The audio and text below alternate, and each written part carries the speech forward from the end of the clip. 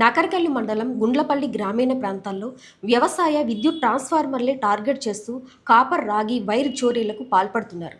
పంటలకు బోర్ల నుంచి సాగునీరు అందించేందుకు విద్యుత్ ట్రాన్స్ఫార్మర్లకు లక్షల రూపాయలు వెచ్చించి రైతులు విద్యుత్ కనెక్షన్లు పొందుతున్నారు. గుండ్లపల్లి గ్రామంలో బుధవారం అర్ధరాత్రి విద్యుత్ ట్రాన్స్ఫార్మర్లు ధ్వంసం చేసి కాపర్ వైర్ను దొంగిలించిన ఘటన వెలుగు చూసింది. మండలంలోని గుండ్లపల్లి గ్రామానికి చెందిన ముజావర్ రహీమునిసా అనే రైతు పంట పొలం వద్ద ఉన్న విద్యుత్ ట్రాన్స్ఫార్మర్లోని కాపర్ వైర్ను దొంగిలించారు. ఉదయం వేళ పంటకు నీరు అందించేందుకు వెళ్లిన రైతు కుటుంబీకులు ధ్వంసం చేసి ఉన్న ట్రాన్స్ఫార్మర్ని గమనించి ఆశ్చర్యపోయారు. కాపర్ వైరు దొంగతనానికి పాల్పడినట్లు రైతు కుటుంబీకులు గుర్తించారు.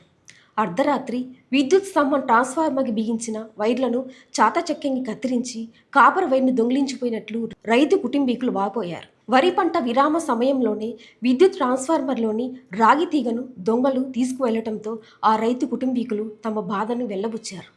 ఊళ్ళో నిత్యం ఇలాంటి సంఘటనలు జరుగుతూనే ఉన్నాయని తెలిపారు.